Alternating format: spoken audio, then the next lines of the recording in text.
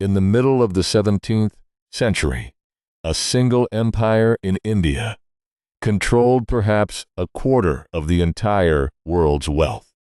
Its emperor sat upon a throne shaped like a peacock, encrusted with so many diamonds, rubies that no one could truly count them, including a single gem so famous it would later sit in the crown of a British queen. This empire built what many consider the most beautiful building ever raised by human hands, a tomb of white marble that still leaves visitors breathless 400 years later. Its rulers were descended from the two most feared conquerors in all of history, Genghis Khan and Timur the Lame, and at its height it seemed utterly invincible. And yet, within a few generations, this dazzling colossus would be brought to its knees, not by a greater army or a mightier king, but by a company of foreign merchants who had come, at first, only to trade. How did a family of exiles build the richest empire on earth? How did they raise a monument to love that outshone every palace of their age?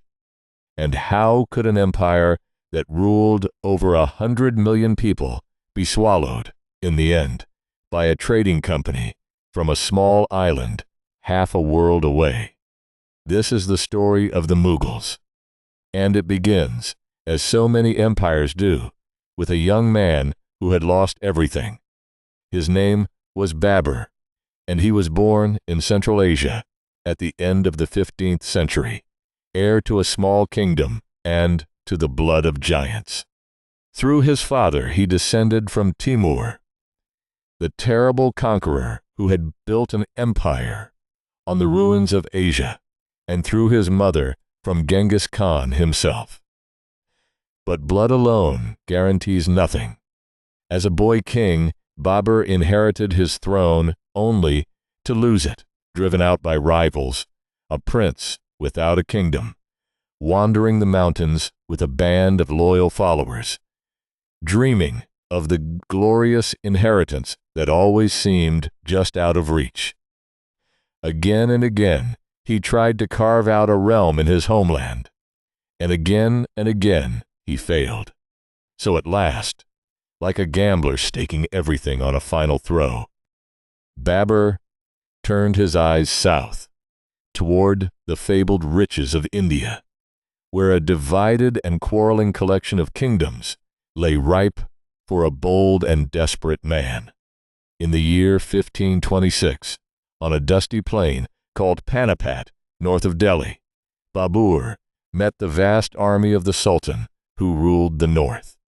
He was outnumbered, perhaps by 10 to 1. But Babur had two things his enemy did not. He had brilliant tactics, and he had gunpowder.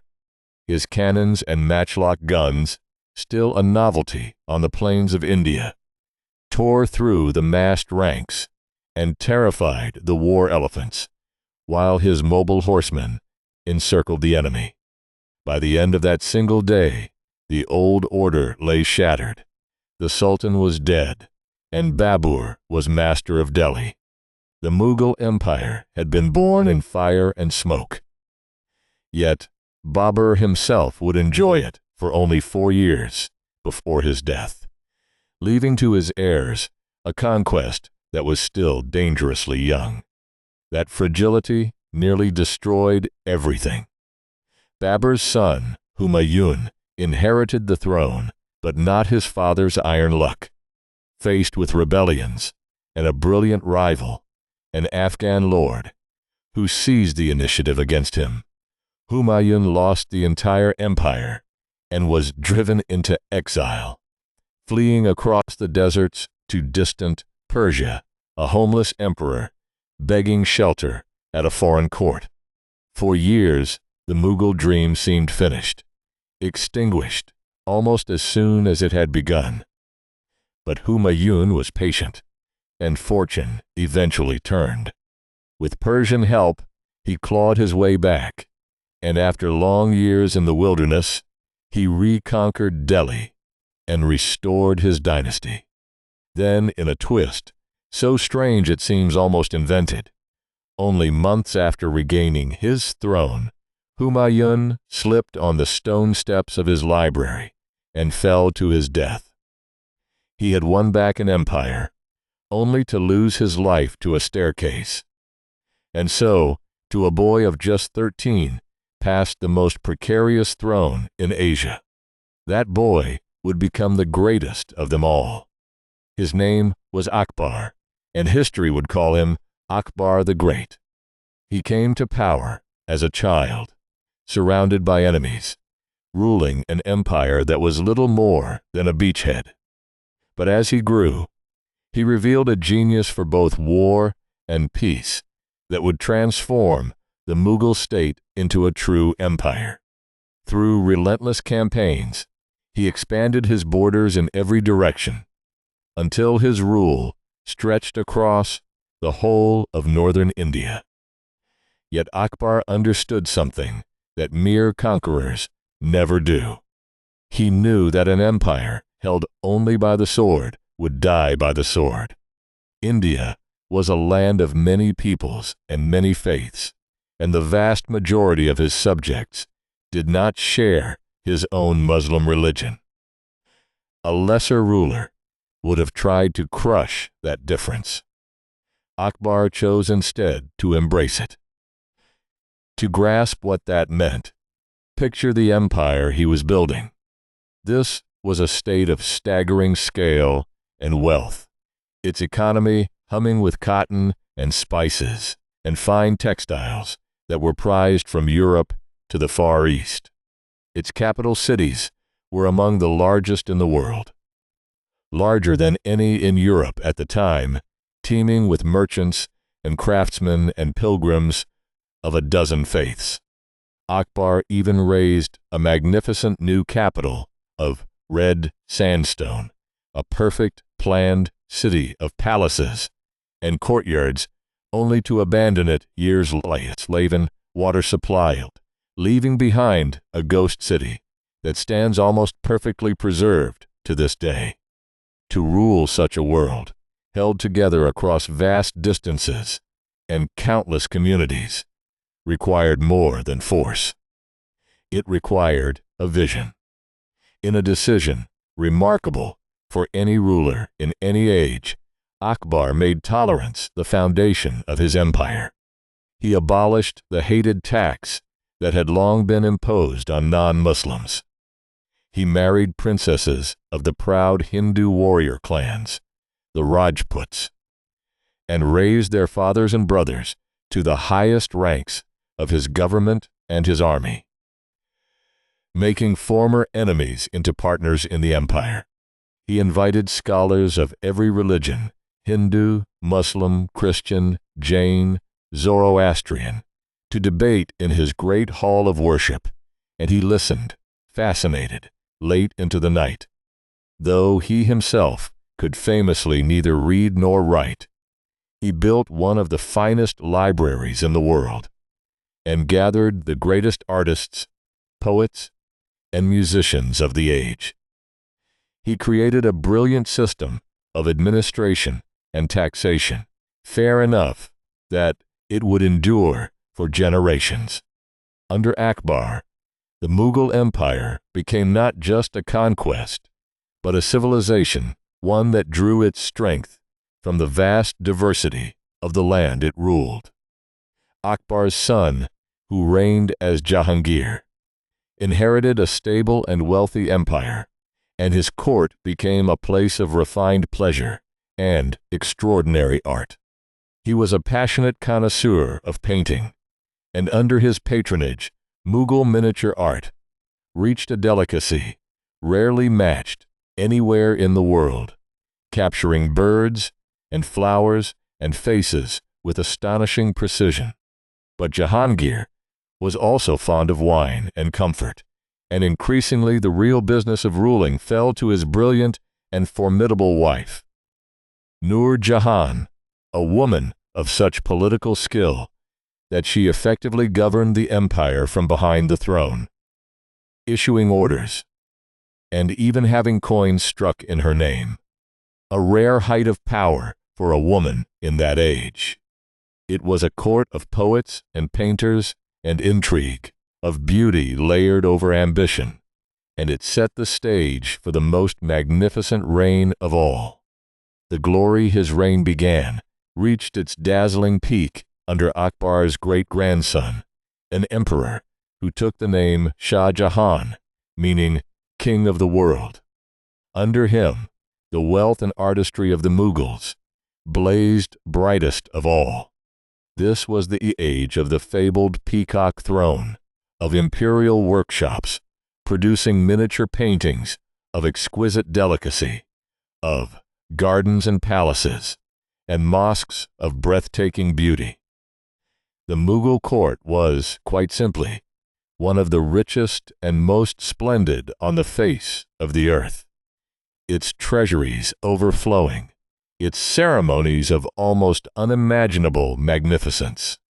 But Shah Jahan would be remembered above all for a single act of grief, transformed into the most beautiful building the world has ever known. His beloved wife, Taj Mahal, the companion of his heart, died giving birth to their 14th child. The emperor was said to be shattered by her loss, plunged into a mourning from which he never fully recovered.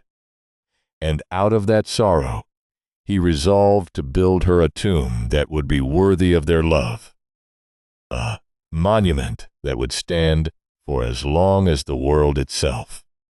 For more than 20 years, tens of thousands of craftsmen labored on the banks of the river at Agra.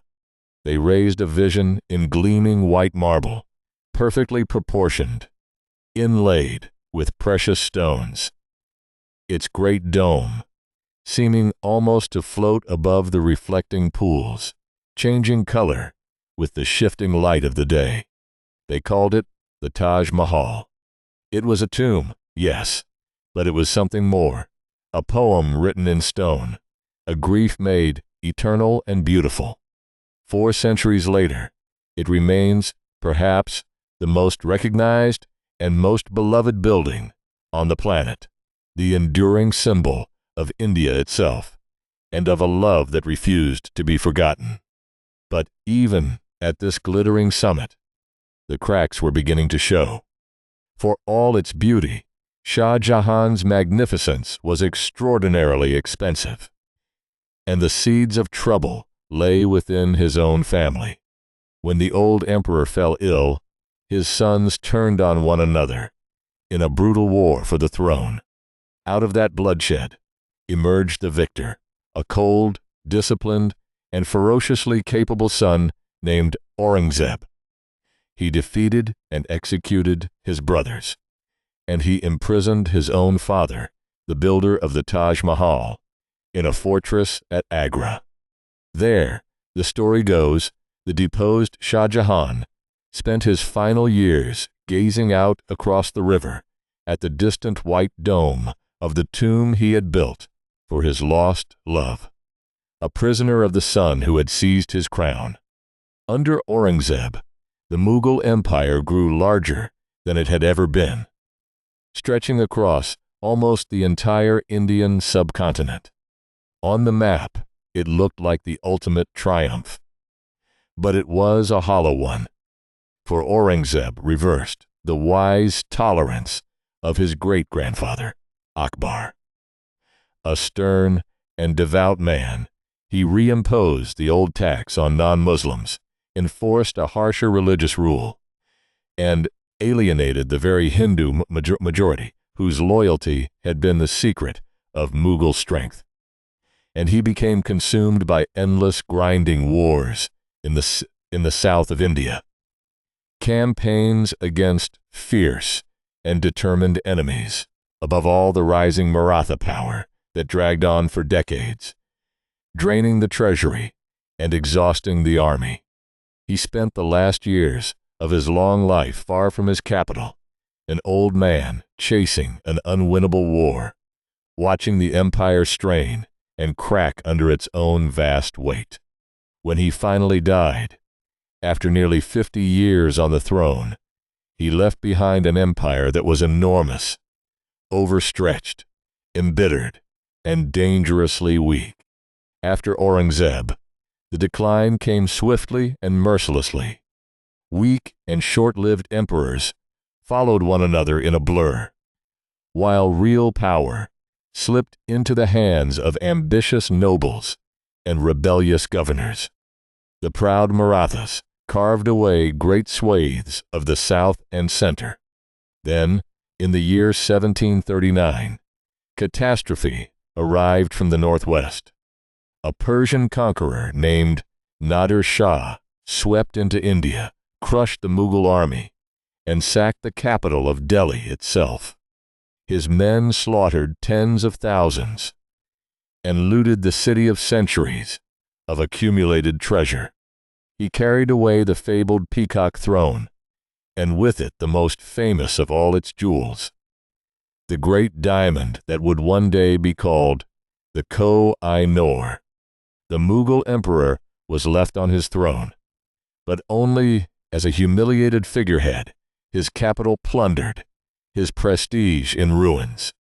The empire that had once commanded a quarter of the world's wealth was now a wounded giant, waiting to be picked apart. And it was into this chaos that the true heirs of the Mughals quietly stepped, not with a mighty army, but with account books and warehouses. For over a century, a company of merchants from distant England had been trading along the coasts of India, buying spices and cotton and silk. But as the Mughal order collapsed, this trading company began to raise its own private armies, exploiting the rivalries of the fractured land, playing prince against prince. Where the Mughals had conquered with cavalry and cannon, the company conquered with loans, treaties, and disciplined troops paid for by Indian revenue itself. Province by province, deal by deal, battle by battle, a corporation came to rule a subcontinent. The Mughal emperor still sat in his palace in Delhi, but by now he was little more than a pensioner, a living relic, his empire existing only in name, its true power in foreign hands. The final act came in the year 1857. A great rebellion swept across northern India, and the mutineers, seeking a symbol to unite them, turned to the last Mughal emperor, an elderly poet named Bahadur Shah Zafar, and proclaimed him once more the ruler of India. For a few desperate months, it seemed the ancient dynasty might flicker back to life. But the rebellion was crushed with terrible force. The old emperor, who had wanted only to write his verses, was put on trial. His sons were killed, and he himself was exiled far away to Burma, where he died in obscurity, buried in an unmarked grave, a poet king mourning a lost world. With him, after more than 3 centuries, the Mughal Empire came formally and finally to its end. The land it had ruled now passed directly under the crown of a distant queen. And so consider the strange and towering arc of this story.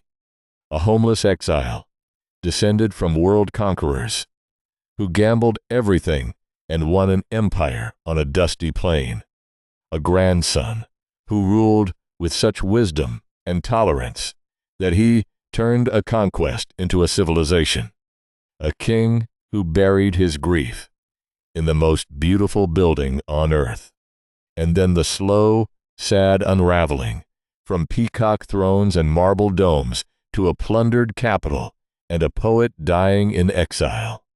The Mughals rose on gunpowder and fell to account books, undone in the end, not by a sword, but by their own divisions and by patient outsiders who understood that an empire distracted, overstretched, and turned against its own people is an empire waiting to fall. Yet what they built has never truly left.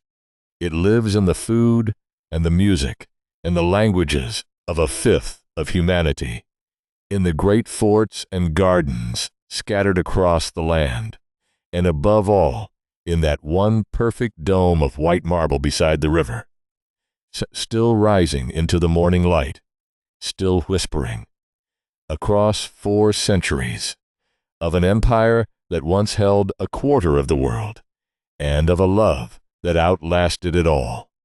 If you would like to keep traveling with us through the forgotten corners of the human past, stay a while longer and let the next story begin.